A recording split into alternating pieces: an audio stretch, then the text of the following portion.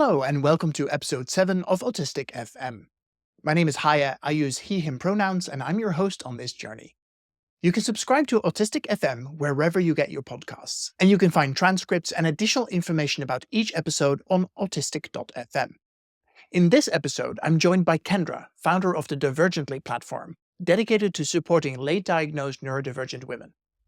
Kendra uses her own experience as a late diagnosed woman with ADHD and autism to build a compassionate community that bridges the gap between medical systems and wellness.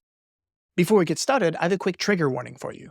In this episode, we touch on themes of burnout, mental health challenges, and the issues with working and workplace ableism. Please listen at your own discretion. Enjoy the show, and let's roll the tape. Hello and welcome to the podcast. Can we start with your name and pronouns, please? Yes, I'm Kendra Koch, and my pronouns are she, her. Awesome. I'm so glad to have you here. Where in the world are you? I'm in Atlanta, Georgia.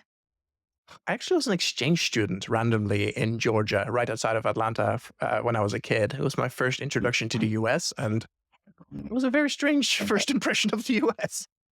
Rural Georgia is not like where I live now in Northern California. I lived in Northern California for 12 years before I moved here, so I understand the difference. Aware of the contrast, yeah. Awesome. Hey, I'm curious, when and how did you realize you might be neurodivergent? Yeah, it was late for me. I was 34 and pregnant, and it was the pandemic.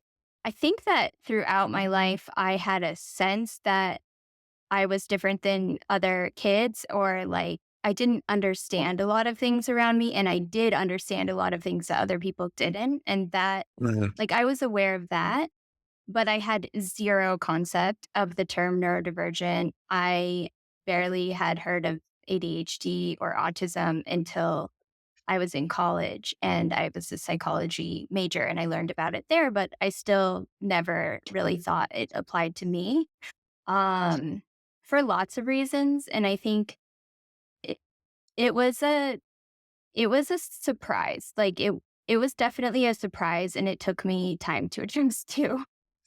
I got a diagnosis for ADHD for context, but now that I'm learning more, like I'm pretty sure I'm also autistic, but I don't have a formal diagnosis for that. Yeah. Mhm. It's so interesting. There seems to be a lot of research now that, especially for women, women who receive an ADHD diagnosis, they just stop diagnosing there rather than asking the remaining 30, 40 questions to get to the full autism diagnosis, which I think is an interesting choice, Mhm. especially if people are helped by it, right? You mentioned that you kind of discovered or found something specifically in the pandemic when you were pregnant. Was the pregnancy a part of your, oh, there's something up? I think it was, but it was not from my end. Actually, strangely, when I was pregnant, I felt a lot better. There's something with pregnancy where it suppresses your immune system, and I have autoimmune stuff going on. And so a suppressed immune system for me meant less symptoms. So I actually felt great when I was pregnant. I felt healthy. I felt just probably like my best self physically. But I had been seeing this therapist for a couple years. And I think what happened was she realized that I was pregnant. And when I had my baby, all of my symptoms were going to get worse. I Mhm. was self managing everything really well. Unknown, like I didn't know that's what I was doing, Right. but that's what I was doing. I had Was it a 6 cups of coffee is totally normal kind of situation? I mean, yeah, that definitely was in there. I had been drinking coffee since I was 12, probably. Mhm. And I think there were other clues. I've always been very sensitive to everything. Like a tag on a shirt will cause me to break out into a rash. If I smell perfume or chemicals somewhere, I'll get a migraine almost instantly. Um, my mom used to call me super sniffer when I was a kid because we'd be driving and I'd be like, I smell cherries. And 40 miles later, we would pass a cherry farm. And so I have always had these like heightened sensory sensitivities. Mhm. Um, but like I'd never heard about them even when I was studying psychology in school as anything other than like it being a problem for people. It is such a weirdly common story. Like, oh yeah, I studied psychology. I have like a PhD or an MD, and then 5 years later was diagnosed. Like, wait, how? But I guess it's this abstraction, right, of Mhm. learning about other people, and then like, well, that's just my life, kind of thing. Yeah, and I think when you're looking in a textbook or you're learning in a case study, all of the context is stripped out. But when it's your own Right. life, there's all these other layers. Like for me, I was raised probably pretty differently than a lot of kids. So that alone just made me like, oh, different kid. I was partially homeschooled. I was raised in a pretty strict religious environment where like, we didn't have TV, we didn't have, like, mainstream media in the home, and, um, I would go to school when I wasn't homeschooled and then go to a church school to be taught all the things that were wrong about what I learned at school. So, I mean, like, looking back, I think there's definitely layers from that experience that could just almost I don't know, masking is a term used a lot in the neurodivergent space, but, like, masked my neurodivergence in a way just by Right. my experience being atypical from the start. And Yeah, then for there's sure. layers of like trauma and um what kinds of support you happen to get. Hmm. There's so many layers when you're looking at yourself. It's very hard to like pull all the threads out. Yeah, And for yeah, sure. yeah. Well, and the thing is, this guy, and if you're listening to the podcast, I'm holding up the DSM-5.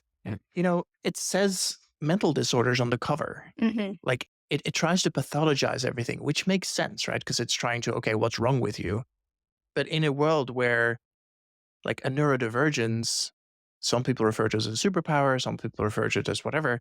And like it's just different. Hmm. And I feel like this book tries to kind of put a judgment on top of that, which makes it like when I read that the first time, I was like, that's not me. And then when you read very, very carefully and read between the lines, it's like, okay, that is me seen through the lens of a neurotypical person who thinks I'm annoying. Right. And it's like, oh, that's how they look at this. And it's really, really fascinating to me. So it's no wonder that you're like learning about something and go like, that doesn't ring true for me. Yeah, and I think I was just taught that ADHD was something that boys get and only children. Like there was Mhm, no education for me on adult neurodivergence of any form. mhm. Um, I don't even remember it being mentioned. And the pathologizing is so true. I think that's like what happens when we try to define other people, Right, usually. But when we're right, defining ourselves, it's identity. And so it's such a strange um construct to have like identity layered up next to pathologizing or like disordering. That's a right. verb, right? Like that's something being done to someone. Yep. And so I'm happy to that there's so many conversations like the ones that you make space for and that are happening more around online. And social media has been good for opening up like personal lived experience storytelling, because that's the only way we can get to the identity piece and start to see ourselves in each other and relate to each other's experiences. And I'd say like the majority of people who come to my community, they learned about their own neurodivergence through someone else's story, not Yeah, through a totally. doctor or yeah. And it's interesting with most people who are late diagnosis typically are relatively low support needs, right? If you were high support needs, you would have not made it. Mhm. Basically, you kind of one way or the other, you need somebody to help you. And so it's this interesting Venn diagram of people who are low support needs, typically pretty smart or exceptional in some way, and then realize, oh, this is why the world doesn't make sense. And I think that's why community is so powerful. And hey, I'm going to ask the most leading question ever. You mentioned your community earlier. Could you say a little bit more about that? Yes, yeah. So I'm building a community. It's called Divergently, and it's really just meant to be a safe space for late diagnosed women to come, get resources, share their experiences, share their stories, and connect. Mhm. Because of what we were just talking about, like so much of of what's available is this medicalized kind of clinical diagnostic perspective, or it's for like the resources that are out there are primarily for children or people who have very high support needs. So there is a big Mhm. group of late diagnosed individuals who still have support needs, are re-understanding their own identities and their own histories in a way, Mhm. and need a place to process that. And it's honestly just the thing that I needed when I got diagnosed and I couldn't find it. Yeah, beautiful. Yeah, I was on the phone with a friend the other day who'd been diagnosed as something very different, and it kind of fit. But when she finally discovered, oh, that was 6 years ago, I've been living with this misdiagnosis for so long and had so much shame around it. And she just couldn't stop crying for like an hour. She felt such a relief. And I was like, we're doing this to people. And so with communities like yours, I think it's super, super powerful. So Divergently is aimed specifically at women. Can you say something more about why that feels important to you? Yeah. So initially, that wasn't my intention. But as I learned more about my own neurodivergence, I started to learn about the statistics on late diagnosis, and women are drastically underdiagnosed. The average age of diagnosis is 35, which is midlife, like getting into midlife. Mhm. And for autistic girls, 80% of them are not diagnosed until after the age of 18, which is a lot of girls. And Yeah. there's an entire informative part of your life in childhood. And if you're going through it without the proper support and you're coping on your own and you're getting into your life, some people do okay. But then when they hit, their 30s, like I did, and start to have more intense career responsibilities, maybe they're in marriages that are not working out. Um, there's also having children. There's hormonal shifts like perimenopause and menopause that starts to happen for women that particularly aggravates symptoms. Because ADHD and autism are understood differently in women, and there's still a lot of confusion around like how to diagnose women, what the traits are, what are their needs.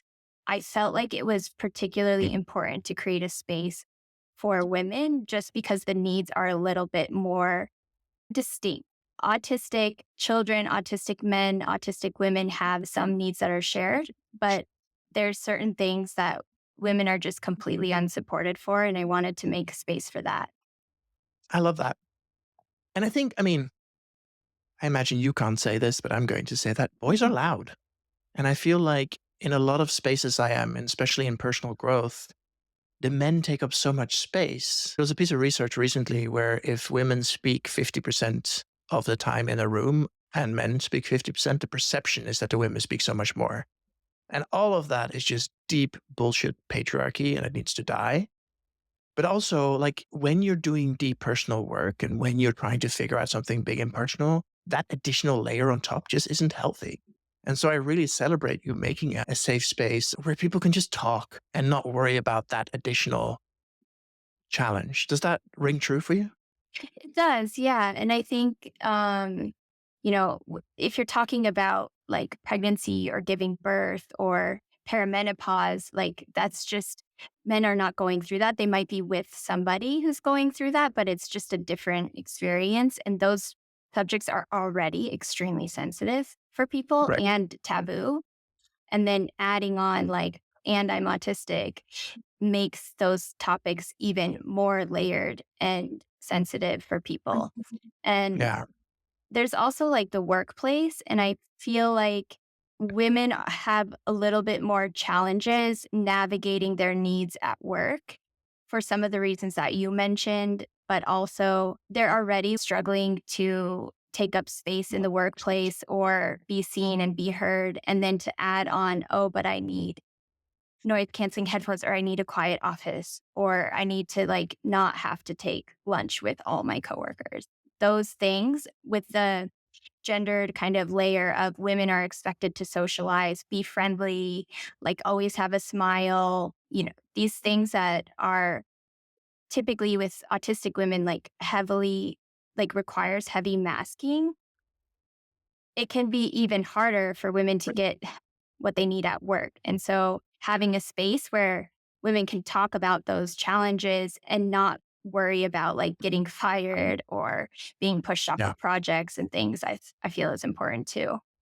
I have one friend who was working in a large office and managed to find a quiet corner in the office and stuff. But the temperature was a huge problem for her, where she was like, everybody wants the temperature way too warm for me. And that means that I have to put less clothes on to be comfortable. But now suddenly I'm scandalizing everybody. It's like I can't win. Like if turn the AC on or to make it cooler and I can dress however you want me to dress. I don't care. But you can't have it both ways. And I'm like, that's such a multi-layered conversation to have with an HR rep who just doesn't give a crap. It's just brutal. Yeah, it really is. And I think one thing is that people feel like HR is there to support the employees, and in a way they are, but they're really there to protect the company. And so, Right. like, there is a lot of tricky kind of political dancing you have to do to get your needs met in a corporate environment. And autistic women sometimes miss the cues that and the undertext that's there, or like the social game that's there, or they are aware of it, but just struggle to play that game. There's just so many pieces, I think, that make it complicated, but Yeah. it's not easy for anyone I've talked to. Yeah. No, I totally hear that. On the topic of pregnancy and menstruation and such, I was offered an incredible gift. Do you know what a red tent is? No. So, red tent is a kind of old tradition back from like the pre industrial time when. So, let me interrupt myself here. It turns out that my understanding of the red tent was completely wrong. I Googled it, and let me set the record just a little bit straighter than the bullshit I was spouting to Kendra here. So, my experience of being able to observe a red tent is real. And I'll tell you that story in just a moment. But if I'm going to sit here and mansplain shit at people, let me at least get the facts more or less right. I'm so sorry, Kendra. Anyway, the concept of a red tent was popularized in modern times by Anita Diamond's 1997 novel, The Red Tent. The concept has its roots in ancient traditions and cultures where women gathered together during menstruation, childbirth, and other significant life events. But red tent, as a term itself, is largely a fictional creation. It's inspired by the idea of a communal space where women could retreat during their menstrual cycles. And so, while there's no direct historical evidence of physical red tents as described in the book, the idea draws from broader practices in various cultures, such as menstrual huts or moon lodges, where menstruating women were often secluded due to societal taboos or spiritual beliefs. These spaces did offer women a chance to rest, connect, and share knowledge. Anthropological studies show that in many indigenous cultures, spaces for women during menstruation served dual purposes. They did enforce separation due to perceived impurity, while simultaneously fostering a unique sense of community and solidarity among women. Among some Native American tribes, for example, moon lodges were spaces of spiritual renewal, where women could focus on their inner lives and engage in rituals of self care and introspection. And it turns out that similar customs exist in some African and South Asian traditions.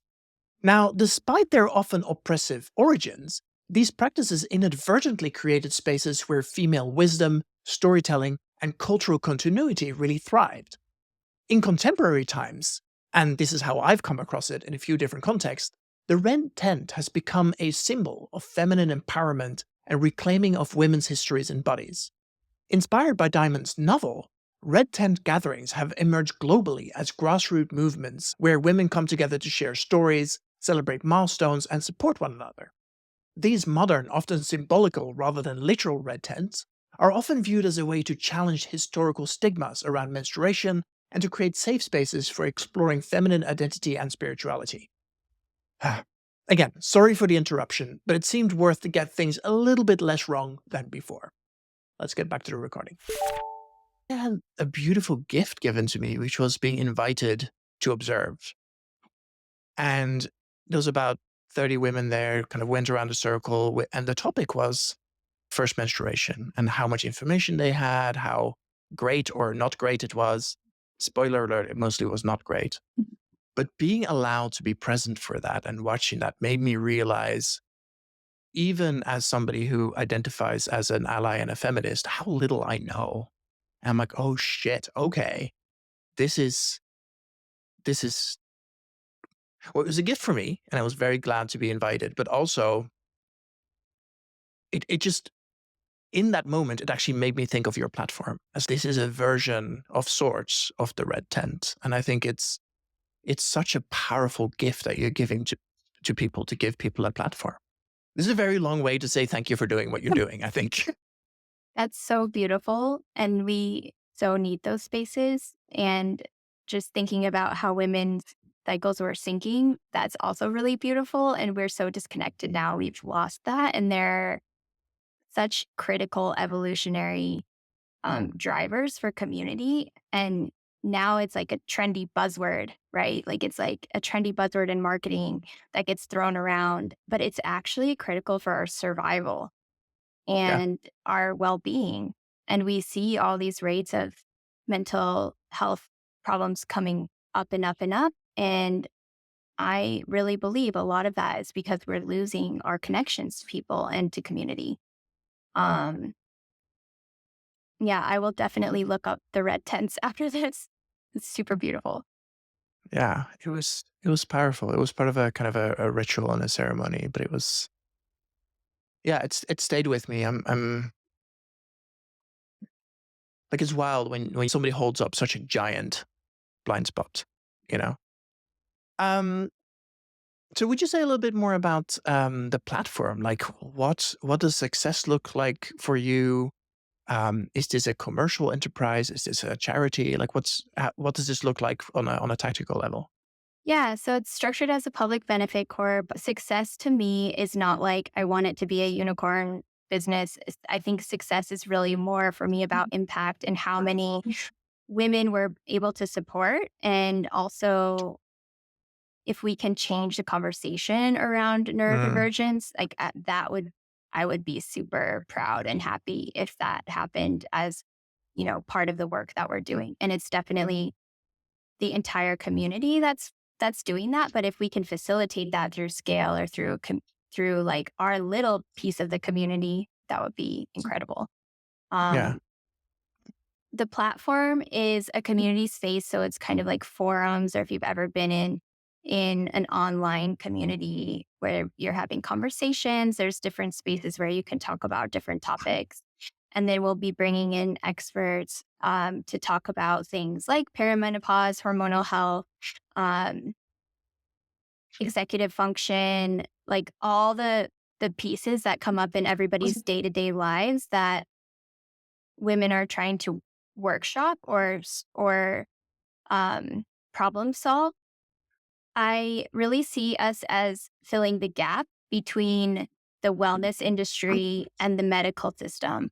Because Mm, for neurodivergent individuals, particularly, it's not like you go, even if you have ADHD and you take medication, it's not like you're treated, right? And it's not something we should treat or cure. mhm. I want to be super clear, like, I don't believe in that. But I think what's different about the wellness industry is that it's really meant to help people that are already healthy kind of improve or optimize existing health. And the healthcare Yeah. system is to treat sickness or illness, but there's all this day to day life in between. And if you have ADHD or autism, that life in between can be very uncomfortable. And I believe in quality of life. I think that mental health problems resolve when we just feel better in our day to day and we are not solving micro challenges every 5 seconds. Right. And so part of what I see Divergently doing is providing that day to day support. So if you're struggling with your sleep, you have somewhere to come learn about how to strategies that can help you or why you're struggling with your sleep. Like the knowing why I think is like a relief balm for so many people, just having the Mhm. context understanding, um, having a place to vent about that. Or if you just can't like get your laundry done, if it keeps getting moldy every time because you forget to wash it, this is more of a Right. challenge with the ADHDers. Like that starts to erode your self-worth. It like increases feelings of shame. It causes relationship problems. And, I've talked to people who are like, well, that's silly. Like, who cares if people are struggling with their laundry? I'm like, well, I care because Right. this is the stuff that eats away at just your general sense of like worth. And we all deserve to have that and not be piling shame on top of the shame we've already gotten thrown at us our whole lives. I feel that heavily. Thank you for sharing that. And so in which way does the platform help? Yeah, so we'll have resources like content where you can learn strategies, but also people who can help you. So if you wanted to like join an executive functioning workshop, we have like, educators and experts who can lead a workshop and help troubleshoot. And then within the community, we have moderation from mental health experts, therapists, educators, people with lots of lived experience who can actually like respond to things that are happening in the forums themselves. So it's like Mm. people are talking a lot about a certain topic or it's starting to get into medical misinformation territory. We can actually go in and redirect the conversation to give people the support that they actually need.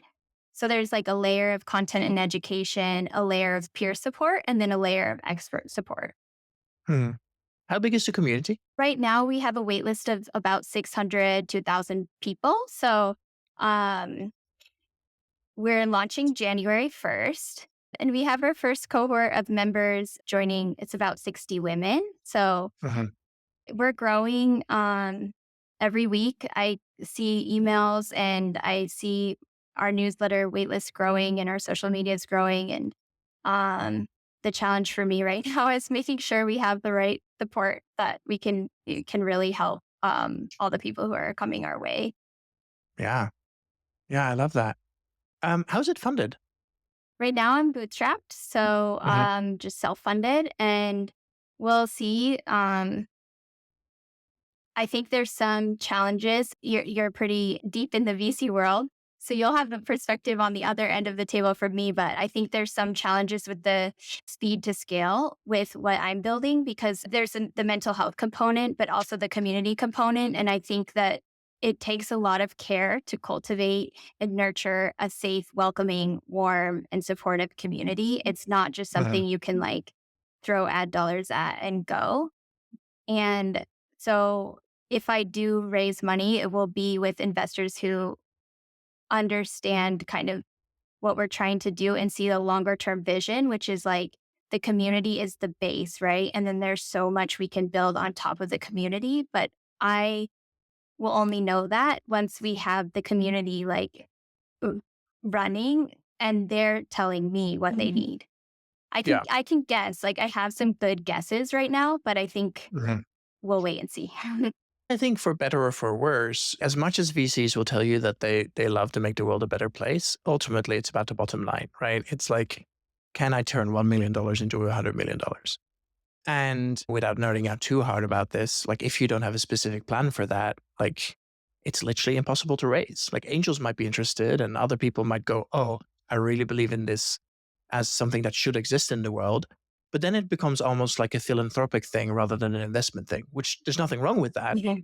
But it just really affects who you reach out to and where the money comes from and stuff. And I think with a lot of these types of things, I don't love capitalism because it's optimizing for kind of the wrong thing to help people. For a lot of the stuff that we actually really need, like that's nobody's going to get super crazy rich off this. You might make good money, but good money is not where VC lives. They live in Yeah. super crazy rich. Yeah. So yeah, It's so true. It's really important to know like what is VC and like what is their goal. And I right. have been in the startup space for like over a decade now. And I see lots of companies being like, I'm gonna go raise VC. I'm like, do you know what you're getting What are you? into? Yeah. Like it there is a need, there is a place and time for it. It's not the right fit at this time. The fact that you're a public benefit corporation and the fact that you are clearly operating with a triple bottom line is like what is important to your company. But I think this is one of the reasons why I wanted to talk to you, because this is one of the fun things about being a founder. You get to make the rules.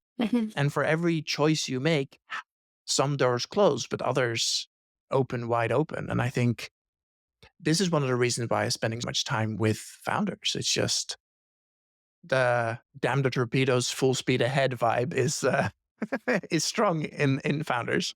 Yes, I love that about founders too. And I think maybe it's partially ADHD, I don't know, but I've met lots of founders who are neurodivergent.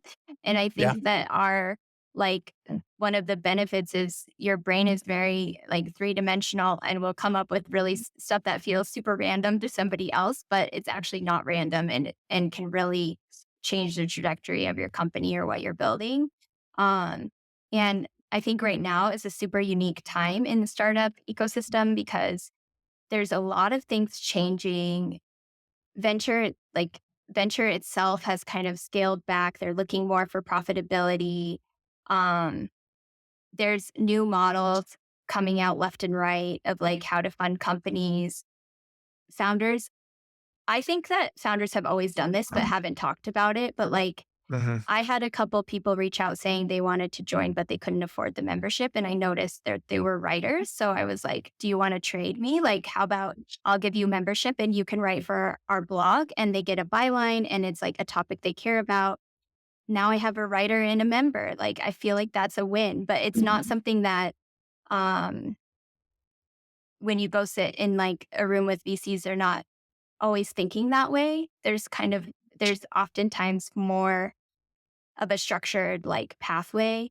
Or if you're in an accelerator, there's almost like a template that can be super valuable. I'm not like trying to tear it down. I'm just the out of the box thinking, I think, can be really valuable for, especially for bootstrap companies, but for any founder.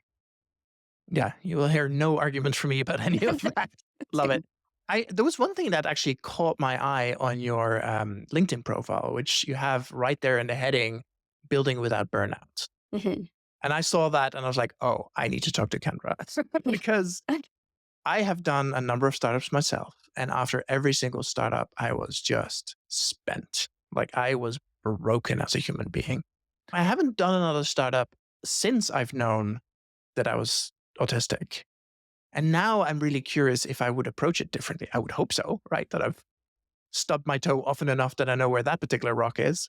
But I'm curious, why is that on your profile? Why is that important to you? And I imagine that you have some experience there. I was co-founder of one right after the pandemic, after I had my baby.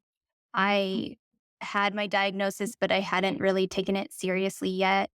And I also got sick from a house we were living. I got mold toxicity.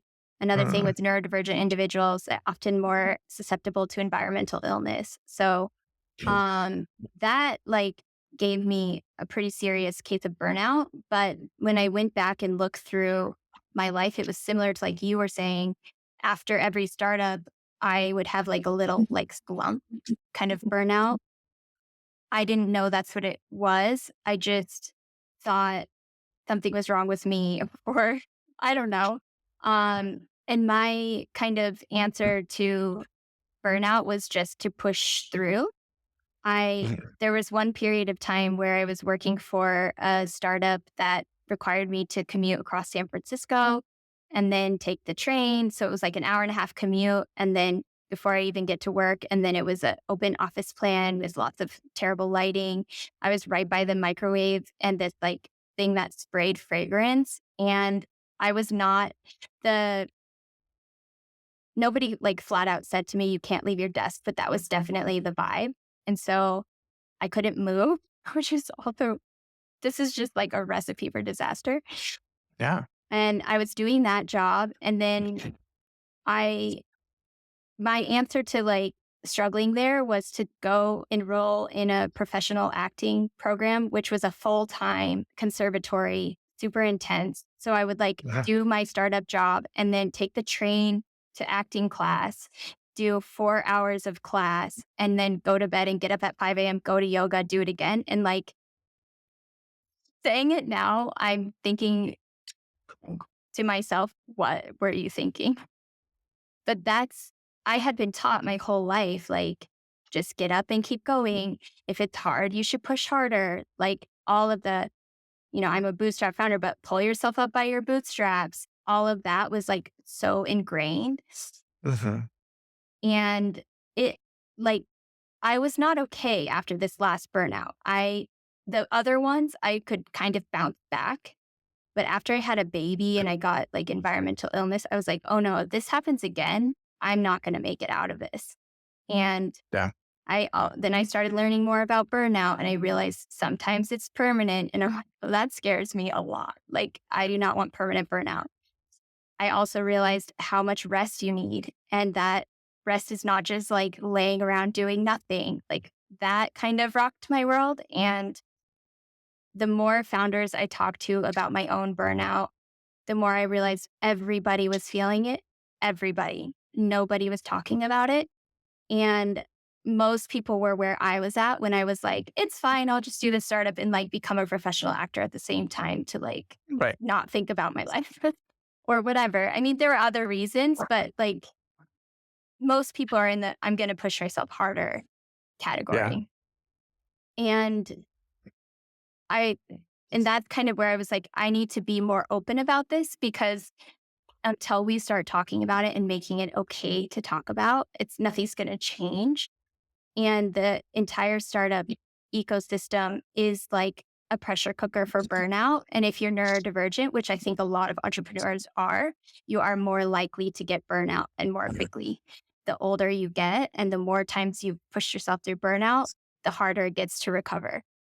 And I can't say that I have all of the answers for like how to build without burnout, but I'm trying really hard. And like for right now, staying bootstrapped is part of that. Like I have a little bit more control. Last week, I had a few days of Right. migraine and in the past, I would have just worked through it. And I had times where I would like in between meetings, go throw up in the bathroom and go back to work with a big Mhm. smile on my face. And I don't do that anymore. Um, so for better or worse, like I will not like push myself through illness. If I'm exhausted, I will sleep. I like make myself eat meals. I have to set timers to do it, but I try really hard to do that. I get exercise. Like the basics get you really far. And in startup culture, like it's like sleep in a closet, just like grind Right. yourself, sleep under your desk, grind yourself. Like it's better now, but when I started like 12, 13 years ago, that was the mentality. Um, I don't know if it's that much better, to be really, honest. yeah. I think the thing I'm seeing that's shifting is that more people are like, oh, work life balance, let's talk about this. But there's definitely a subculture that is just like, go, go, go. And if you drop dead, well, we'll replace you and keep going kind of thing, which I don't love that. But I've worked with founders who are like that, right? And they get incredible results. And so the VCs love them.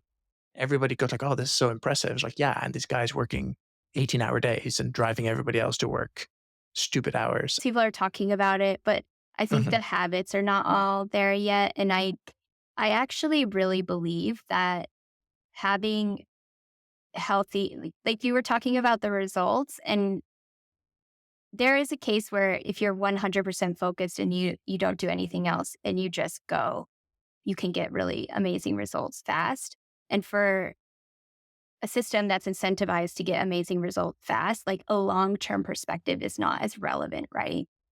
But we're kind of in a different era, or I don't know, like a economic structure where I think we do have to think a little bit more long term. And yeah, that founder could burn out and they could pop in a new CEO or whatever.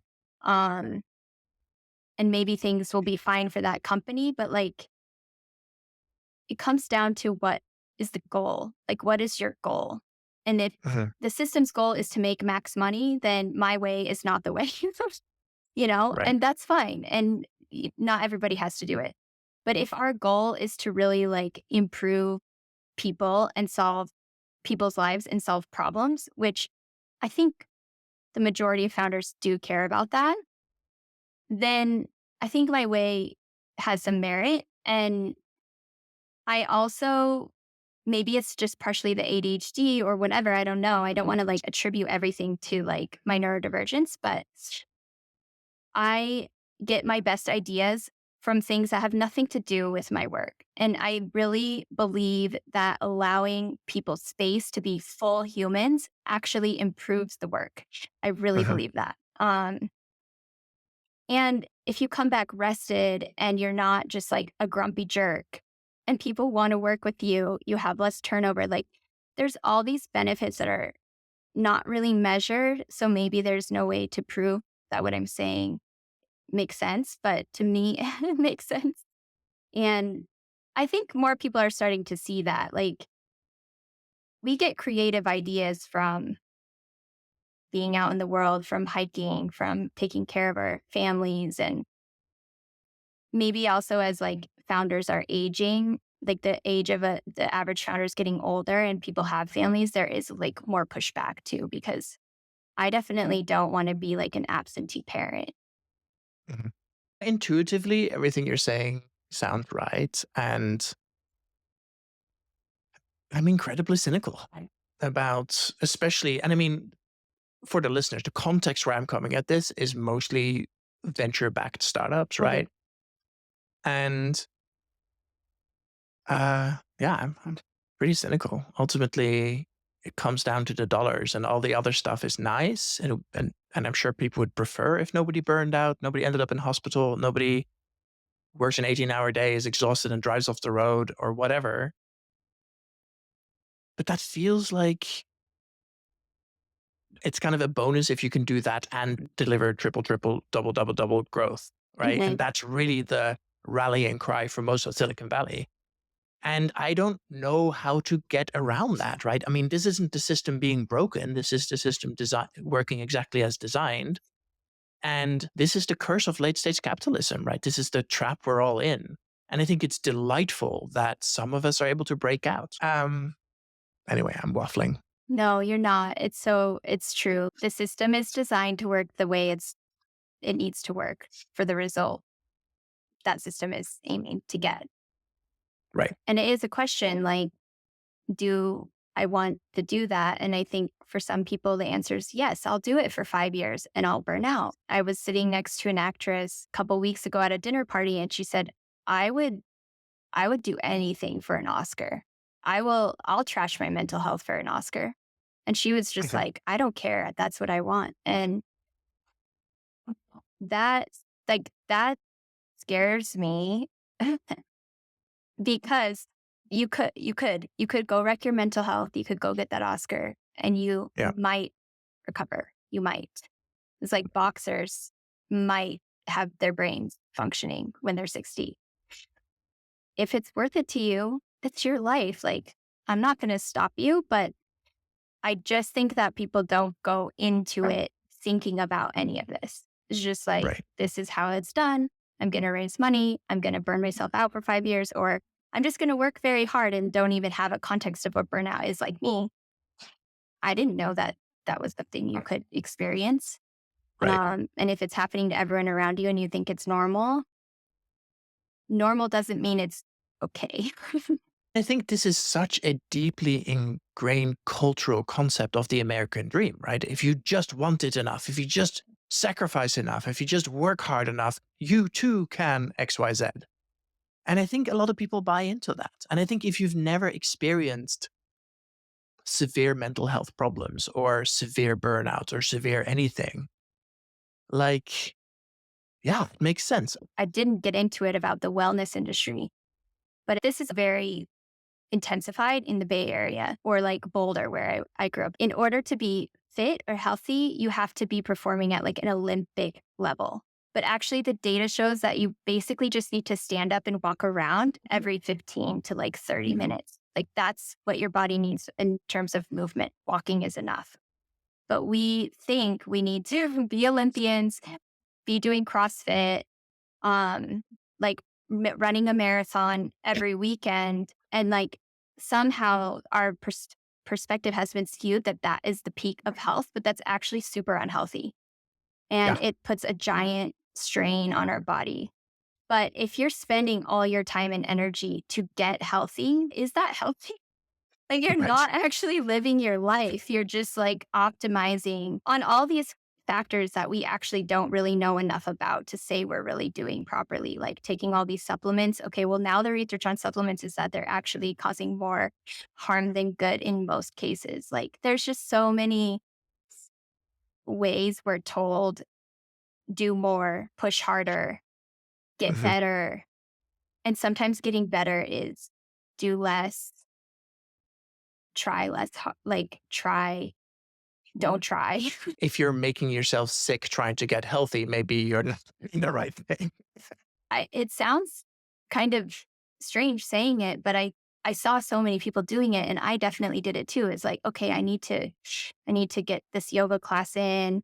I have to micromanage my diet. So I'm getting all the like right nutrients. I need to cut out all these food groups. Okay, now I can't eat at certain restaurants because they don't serve food I can eat. Like, okay, now then you've cut yourself off from community, connection, relationship, right? Like food Hmm. is so ingrained in our culture and in connection and community Yeah.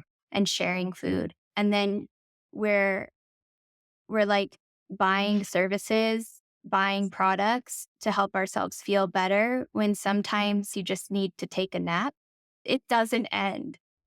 Yeah. And we just have to have the conversation with ourselves of like, what do I need to feel Hmm.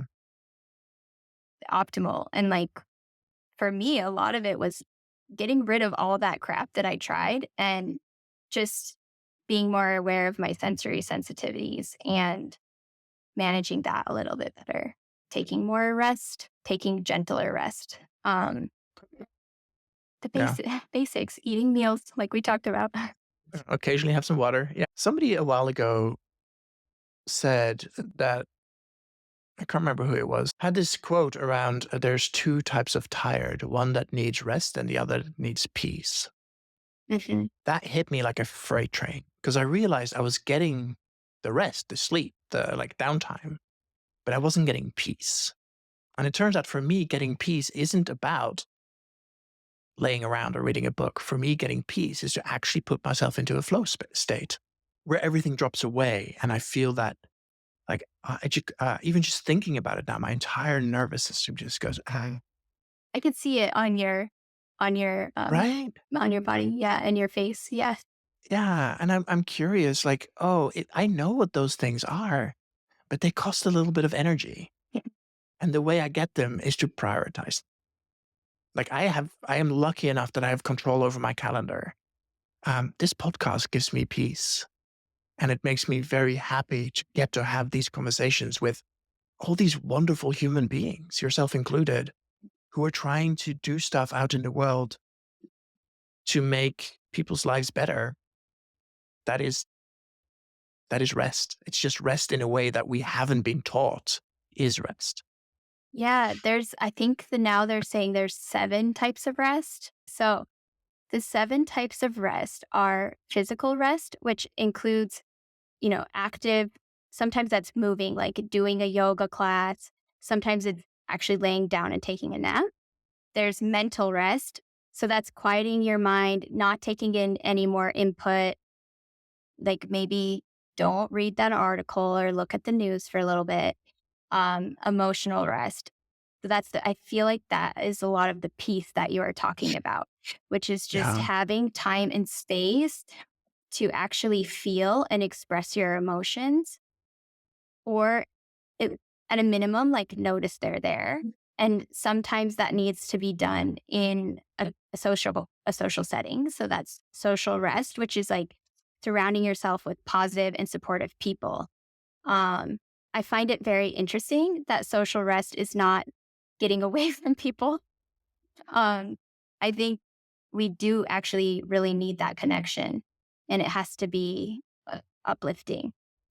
Then there's sensory rest. So that's taking a break from sensory input, but it could also be getting sensory stimuli. So for a lot of people, that's music, um, and creative rest.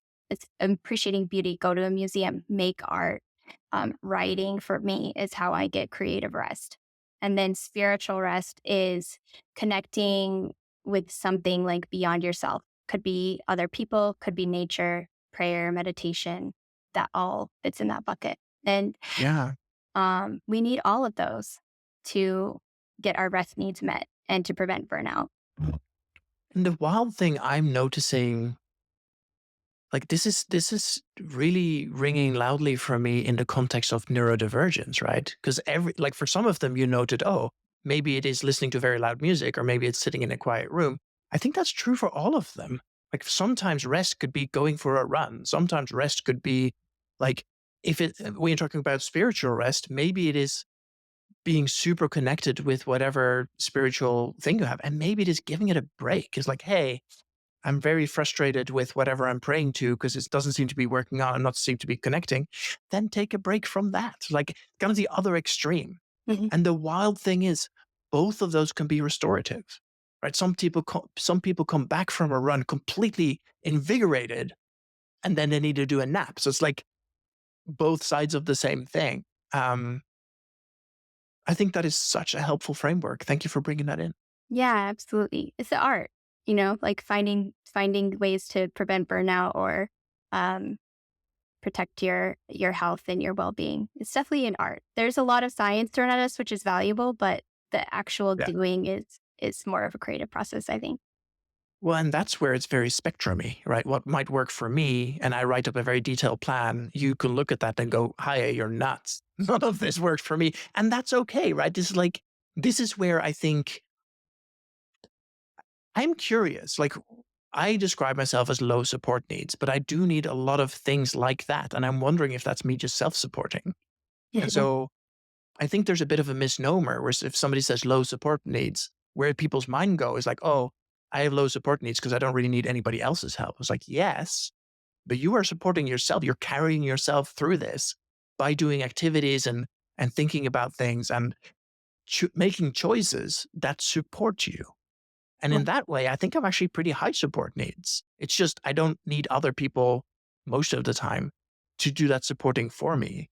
It's kind of a new thought experiment I've had, but I'm like, oh, actually, yeah, there's a lot of stuff there that I desperately need. Yeah, that resonates for me a lot. 'Cause sometimes too, getting your needs met is just having a kind of sophisticated way of asking for them to be met. Mhm. And you can't always be like, "Hey, I'm autistic, I can't do that." Sometimes you can. And there's a lot of Right. women in my community, which part of the reason why I wanted to do it is like not everybody's comfortable disclosing or is safe to disclose. Um, but sometimes it's like in a conversation being like, "Oh, you know what? That light is really bothering me. Would it be okay if we stand over here?" That's advocating for your support needs. And like somebody else might be able to tolerate that light. But for me, if I don't do that adjustment, I will have a migraine and I will be out for 3 days. So it's just like so much self awareness involved. But yeah, I really like that perspective of who's meeting the need, and then what are those needs like? The terms, the terms are not always perfect to describe the experience. Right. Well, I think that actually goes to the concept of language, right? I very often have a sense that my brain works spectacularly different than other people. And so when you say one set of words, you may have a very specific and very nuanced. Yeah, and I wonder too how that is across languages because different cultures use language in such a different way, and it's really fascinating to me too.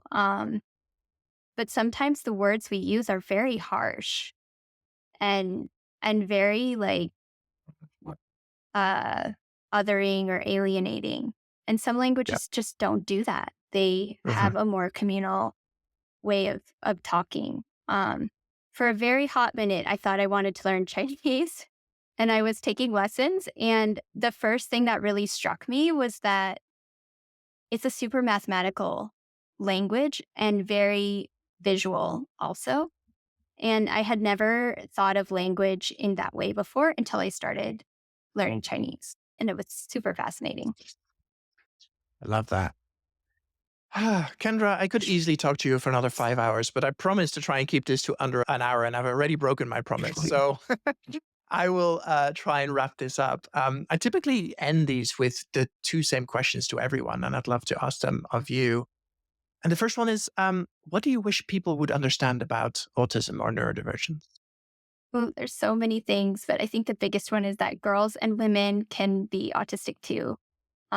And that if you think you don't know anybody that's autistic, you're probably wrong. Yeah. I love that. And could you tell me a story of a time when you were seen and loved in exactly the right way for you? Mhm. I saw that question in your list and it made me a little teary because I think feeling seen is another almost support need. It does give this sense of peace. Um it's always really little things for me. I think because my whole life I've adjusted myself a lot to make other people feel comfortable. When somebody adjusts themselves to make me feel comfortable, it's very noticeable to me. I think it's actually rare that people do that or they do it in a very intuitive way. My husband's actually really great at this. Like, he will notice sometimes before I do that I'm getting overstimulated somewhere, and he will be like, "Is it time to go?" And I'm like, "Oh, yeah, yeah, it's definitely time to go. It was like time to go half an hour ago." But that feels really loving to me. Or like, I'm not always really good about breaking hyper focus. So when it gets broken by somebody else, it makes me feel very angry and, like, irritable. So there's been a few times where people have very gently, like, kind of coaxed me out of hyperfocus in a loving, non-jarring way, and I don't know how they did it because normally it's, like, super uncomfortable for me. Right. That felt really loving as well because I I was able to realize, "Oh, I'm in hyperfocus. I'm not present with this room," or whatever, instead of just, like, being irritated, and I could have that self-awareness. Um, Yeah. yeah, it's just Do you people. remember an example of how somebody coaxed you out of hyperfocus that actually felt good for you? I think it was, like, very slow and gentle, and it was like, eh normally, it's like people get in your face or they repeat themselves a lot or whatever, but it was like, I think what happened was, yeah, exactly. Yeah. Uh, a glass of water was, like, set by my desk and, like, in my eye line, and then I drank some water and I'm still focused, and then it was, like, a gentle touch here, and then it was kind of, like, starting to bring in the words. Instead of just coming straight in with an ask or a request, it was, like, being aware that I was very deeply focused on something. I don't know, that just really struck me. Um Yeah, It's just the speed of it, I think, was really the major adjustment and the gentleness. totally. Mhm. Yeah, I 100% get that. Like famously, whenever I was reading, people could stand next to me and shout my name into my ear, and I wouldn't even hear them. I'd be Mhm. like, I think eventually, I spent a lot of my childhood reading. I think eventually my mom especially was like, "Hey, dinner in 20 minutes, dinner in 10 minutes, dinner in 5 minutes, dinner 5 minutes ago." But like, so I had like somewhere in the back of my brain, I was like, "Oh, okay, just one more quick chapter." And like, as eventually I'd be like, "Okay, I can't finish this chapter. There will be a moment when I'll be dragged out of my room to go and eat." But yeah, just having this heads up of like, "Hey, we need to leave the house in 20 minutes," just to kind of, "Oh yeah, something needs to change. I don't like that change, but guess I should go to school at some point," kind of situation. Yeah, Yeah, like, the need to finish something is very real, and even if it's, like, finish the sentence or finish the chapter, but, like, being interrupted in the middle and not giving yourself transition time to finish, like, that's yeah, very difficult, for me at least. yeah. No, I I get feel that. that. I love that your mom found a way. Mom Yeah, moms are pretty intuitive usually, but yeah. yeah. I have stories in both directions about that, but you figured that one out. Yeah. Kendra, I am so appreciative of you generously donating some of your time to this and to bring so much wisdom and experience. And I love what you're doing. Thank you so much. Thank you so much. I'm so glad to be here, and I can't wait to hear all the other stories that you tell on this Yay. podcast. Me too. Thank you. Thank you so much for listening to episode 7 of the podcast. Can't get enough? You can find us on TikTok on Autistic FM, on Instagram at autistic_FM, and on the web on, well, you guessed it, Autistic FM. This podcast is produced and hosted by me, Haje Kamps. I'll see you next week.